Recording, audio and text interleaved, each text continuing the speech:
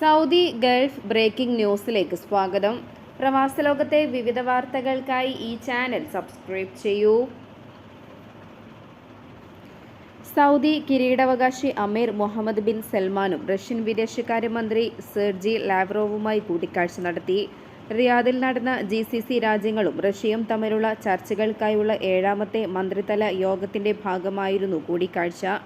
പ്രാദേശിക അന്തർദേശീയ സാഹചര്യങ്ങളിലെ ഏറ്റവും പുതിയ സംഭവ വികാസങ്ങളെക്കുറിച്ചും സുരക്ഷയും സ്ഥിരതയും വർദ്ധിപ്പിക്കുന്നതിനുള്ള ശ്രമങ്ങളെക്കുറിച്ചും പൊതുവായ താൽപ്പര്യമുള്ള നിരവധി വിഷയങ്ങളും കൂടിക്കാഴ്ചയിൽ ചർച്ച ചെയ്തു. അടുത്ത വർഷത്തെ ഹജ്ജിനുള്ള ഒരുക്കം ആരംഭിച്ചതായി Mecca deputy governor Amir Saud bin Mishal അറിയിച്ചു. ഹിജ്റ 1446 ഹജ്ജ് സീസണിനായുള്ള ആസൂത്രണ ശ്രമങ്ങൾ ആരംഭിക്കുന്നതിന് ഹജ്ജ് പ്രൊജക്ട് ഓഫീസ് സംഘടിപ്പിച്ച യോഗത്തിലാണ് ഡെപ്യൂട്ടി ഗവർണർ ഇക്കാര്യം വ്യക്തമാക്കിയത്. ഹജ്ജിന്റെ പ്രവർത്തനം മെച്ചപ്പെടുത്തുക, സംവിധാനങ്ങളും നടപടിക്രമങ്ങളും വികസിപ്പിക്കുക, ഹജ്ജ് ഉംറ മേഖലയിലെ തൊഴിലാളികളുടെ കാര്യക്ഷമത വർദ്ധിപ്പിക്കുക, പ്രതിബദ്ധങ്ങളെ ഉടൻ മറികടക്കുന്നതിനും നിരീക്ഷണങ്ങൾ ഒഴിവാക്കുന്നതിനും സഹായിക്കുന്ന ഫലപ്രദമായ പരിഹാരങ്ങൾ കണ്ടെത്തുക എന്നിവയ്ക്കായുള്ള പ്രവർത്തനങ്ങൾ ആരംഭിച്ചതിൽ ഉൾപ്പെടും. ലോഗിൻ പാസ് തട്ടിപ്പുകാരെ സൂക്ഷിക്കാൻ നിർദ്ദേശവുമായി ദുബായ് എമിഗ്രേഷൻ പൊതുജനങ്ങൾക്ക് മുന്നറിയിപ്പ് നൽകി. സർക്കാർ ഉദ്യോഗസ്ഥരെന്ന് വ്യാജേനയാണ് ഇത്തരക്കാർ ഉപഭോക്താക്കളിൽ നിന്നും ലോഗിൻ പാസ് കോഡുകൾ തട്ടിയെടുക്കുന്നത്. സൈബർ തട്ടിപ്പുകാർ വ്യാജ സന്ദേശങ്ങളിലൂടെ ലോഗിൻ പാസുകൾ സ്വന്തമാക്കും. പിന്നീട് തന്ത്രത്തിൽ ഒറ്റത്തവണ പാസ്വേഡ് നമ്പർ പങ്കുവയ്ക്കും.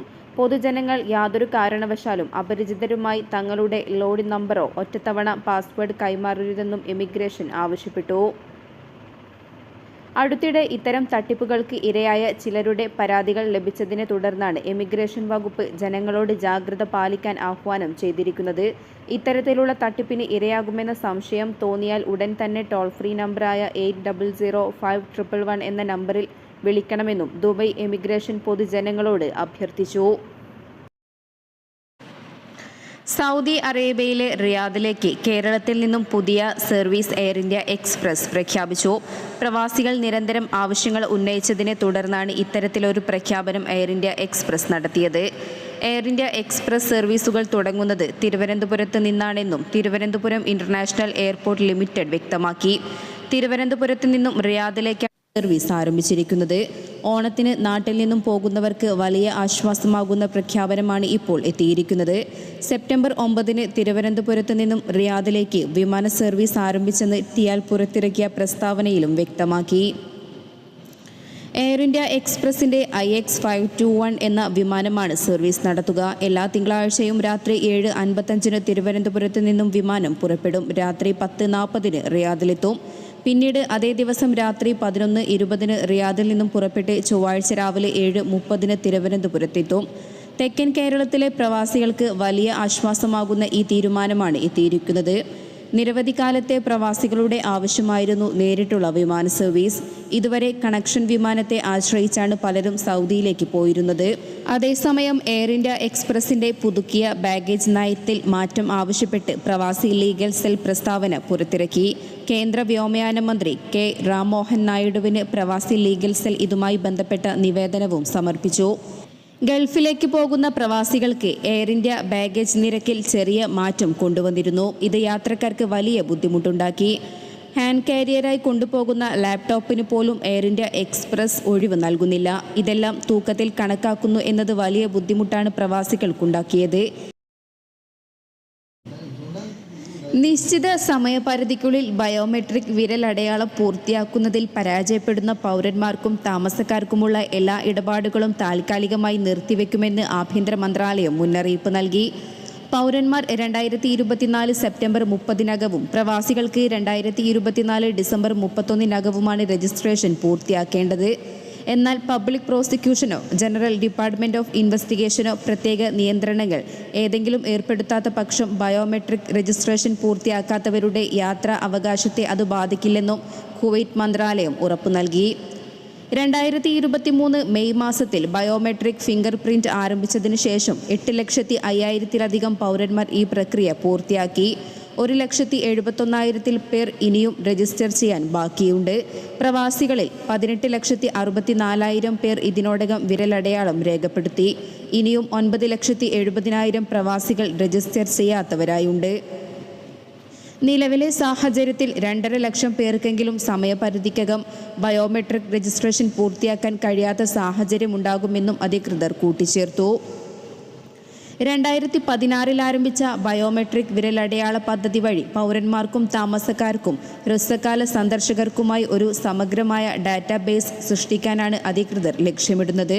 ഈ ഡാറ്റാബേസ് വ്യാജ പാസ്പോർട്ട് ഉപയോഗിച്ച് രാജ്യത്ത് പ്രവേശിക്കുന്നവരെ കണ്ടെത്തി തടയാനും ഇരട്ട ദേശീയതയുമായി ബന്ധപ്പെട്ട പ്രശ്നങ്ങൾ പരിഹരിക്കാനും കോടതി നടപടികൾ നേരിടുന്ന വ്യക്തികളെ തിരിച്ചറിയുന്നതിനും കണ്ടെത്തുന്നതിനും സാധിക്കും. GCCയിലും മറ്റ് രാജ്യങ്ങളിലും സമാനമായ രീതിയിൽ ബയോമെട്രിക് രജിസ്ട്രേഷൻ വിജയകരമായി നടപ്പിലാക്കിയിട്ടുണ്ട്.